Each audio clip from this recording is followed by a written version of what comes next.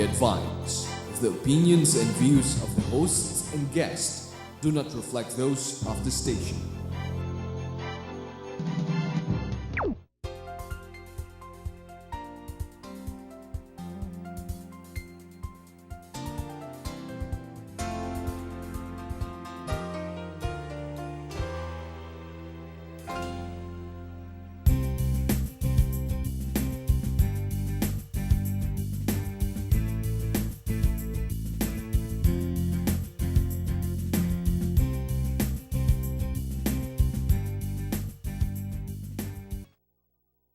Singer Stephanie Reese was born and raised in Seattle, but her exotic beauty and her beautiful voice have taken her to stages far, far from home.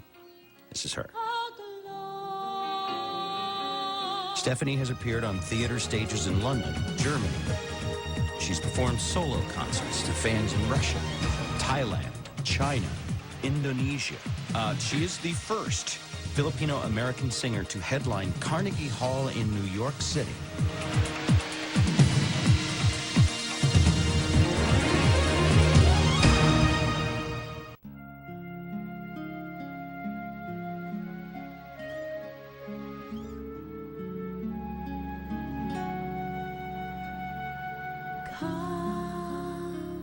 Come make a little step of peace for the children of the world.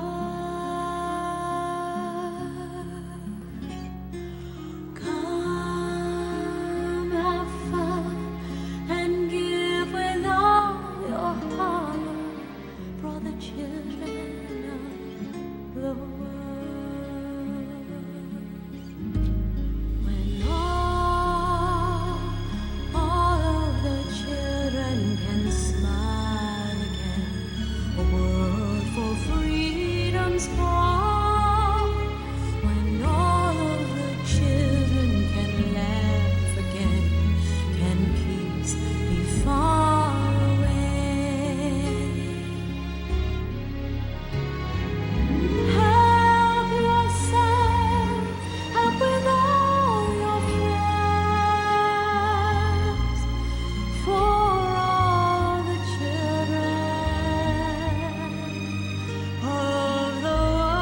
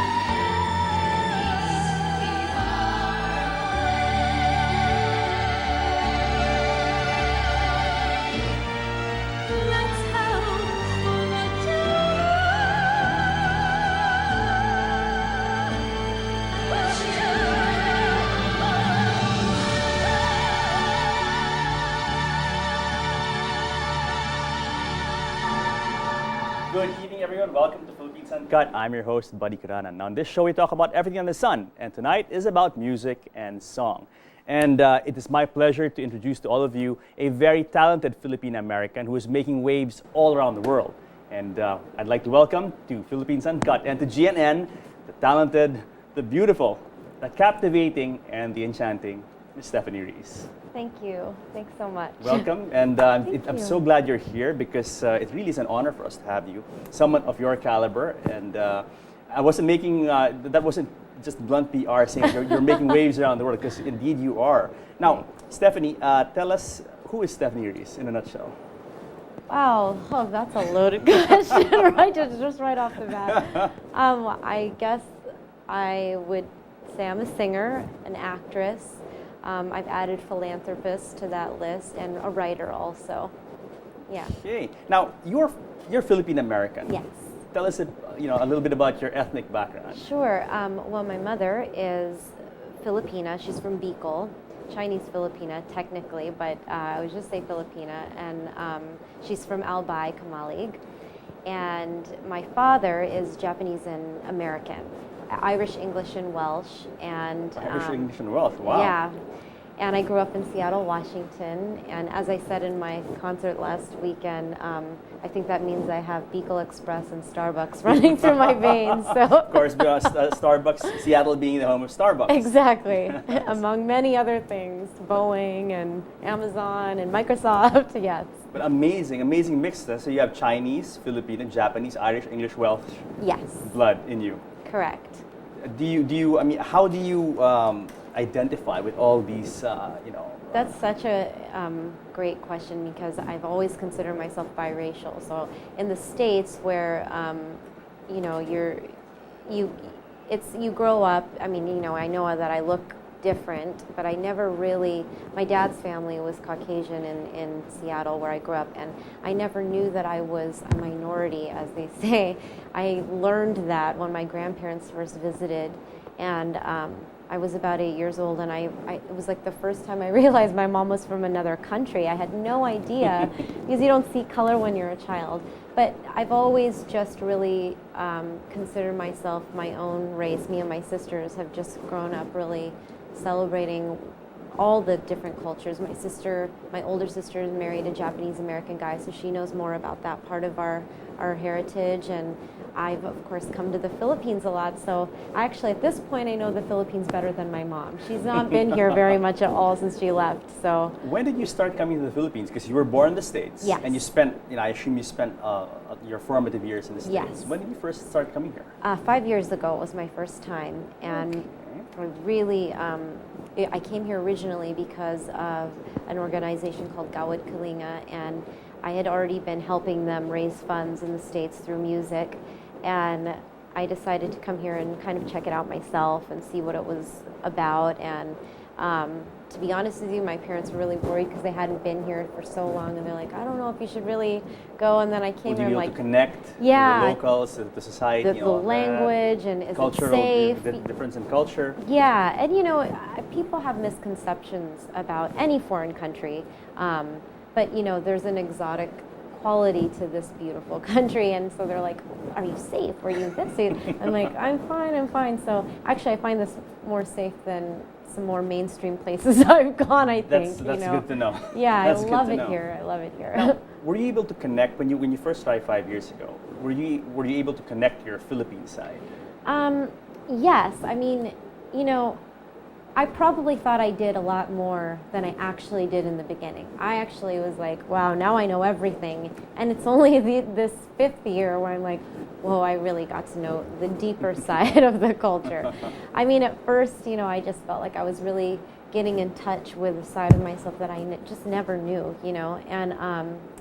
And the one thing, though, that was really surprising in terms of the work that I did with GK and going to the villages, my only exposure to poverty was via the television, and so this is so much in your face for the first time probably in your life. Absolutely. And when you see it on TV and they're saying give 15 cents a month, you just see foreigners going into places and picking up the kids and hanging out, and I thought it would be like that, and it wasn't. It was I felt to be honest, the first thing I felt was a sense of shame about being from somewhere else and having so much. And then I was sort of, I felt disjointed because of the language, and I wasn't the person that was like really ready to go in there and just hang out. I didn't realize that about myself. But I started to learn slowly, you know, that it's first that you have to understand the culture and understand that Filipinos are shy and at first, you know, and to, you know, there was a certain, Yes, of course. but once you break that barrier down, wow, you're eating and hanging out and dancing and singing. Do you feel at home in the Philippines now? Very much. How's your Filipino, your Tagalog? Kunti lang. But I'm learning slowly. I mean, it's a hard, you know, I had a tutor, and we would always end up just eating together and hanging out, which is the best way to learn. It's the best way Absolutely. to learn.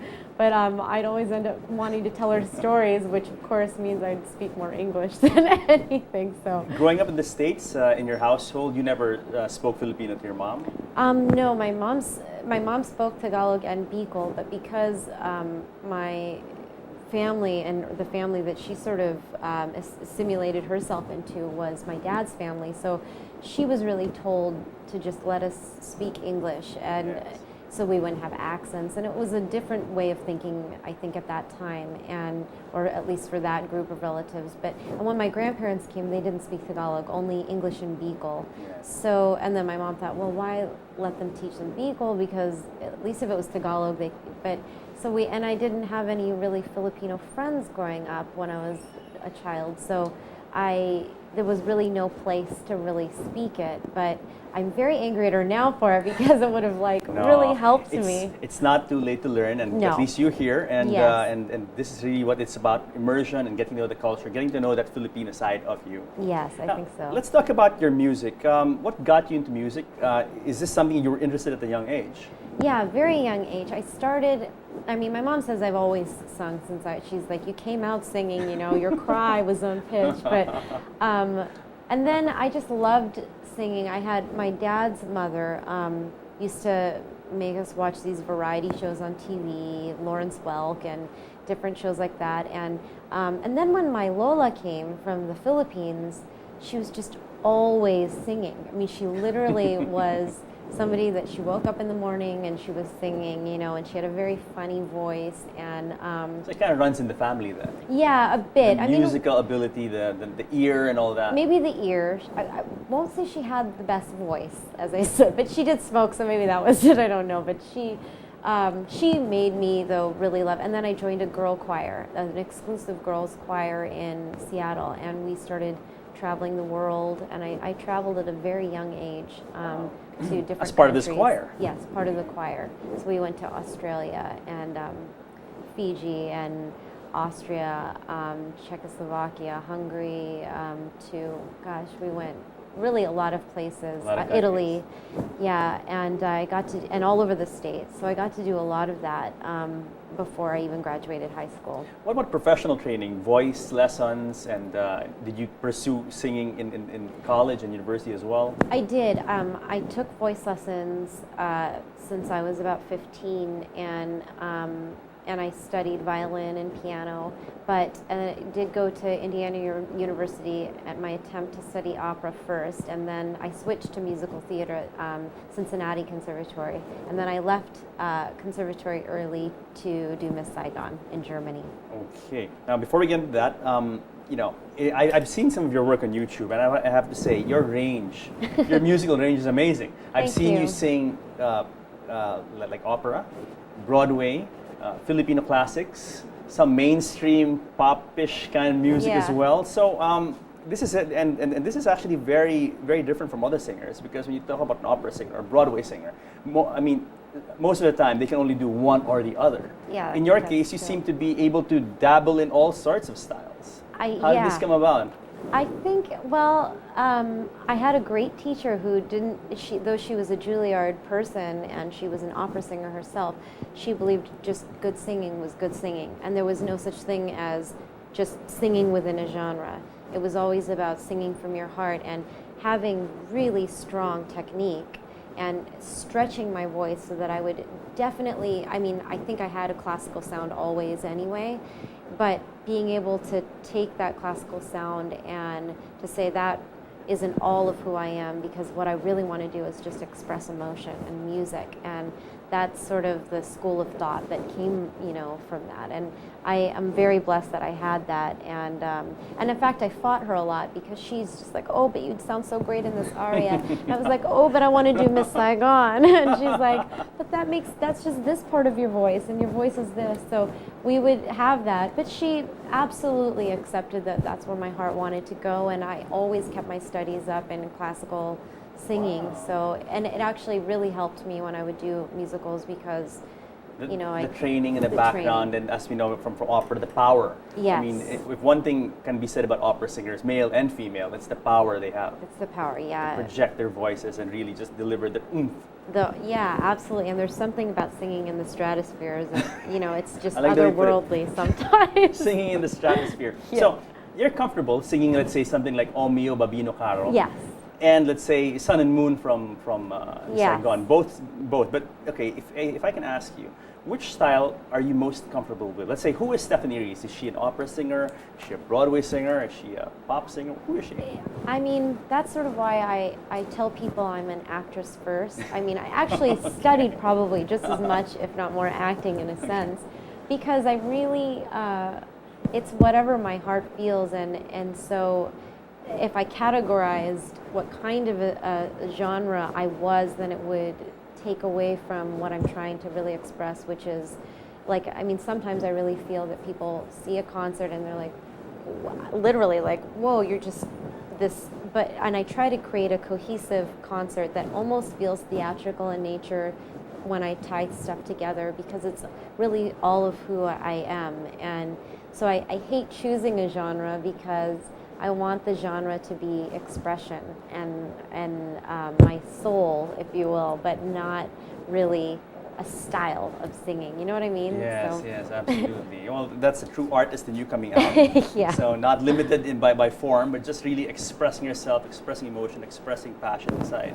Absolutely, yeah. Okay. Now, I've also heard you sing on clips on YouTube. I've seen your clips, and you're singing in Filipino. You're singing Philippine classics, like which Yeah. we're gonna show later, actually. Oh, great, Like Dahil okay. Sa'yo and Ikaw. Sarumbangi. And, how is that? When did you first start singing Filipino songs or Tagalog songs? About the same time that I first came here. So Really? Just that recent? 5 years ago? yeah, I started then, and it was these old folk songs, because Old folk songs. yeah, that's what you put it. it's funny, because the people who are watching my concerts say, oh, you'd sound so good in this, and you should listen to Sylvia Latore, or you should listen to some Kundimans. And so I had like titos and titas in Seattle, which is where I gave my first solo concert, who just said, you know, a lot of Filipinos are coming to this show simply because they heard you were Miss Saigon, you know, and that's such a popular thing amongst Filipinos. So I thought, okay, and in that concert I sang a Japanese song, and then I sang Filipino songs, and then of course English songs and Italian. So I wanted to really capture all of my cultures, if you will. But the Filipino, then, that community was just so incredibly supportive, and just became a huge part of my fan base in the States, that I was like, okay, I really want, when I go to a show, to have something that's popular to them. And by them, it ended up being that Tito Tita crowd would just melt over these older songs from their region. So I tried to choose songs from different regions, Usahay for the Visayas, and Sarumbangi for Bicol, and you know, Tagalog, of course. Of course, you've got some Dahil Sa'yo. traditional, universal Yes. Tagalog classics like Dahil Sa'yo. Who doesn't know that? Yes, Or exactly. more newish one, Ikaw, which Ikaw, is yeah. very beautiful. I think I heard you do that with, was it Ryan Cayabyab or That was with the Filipino.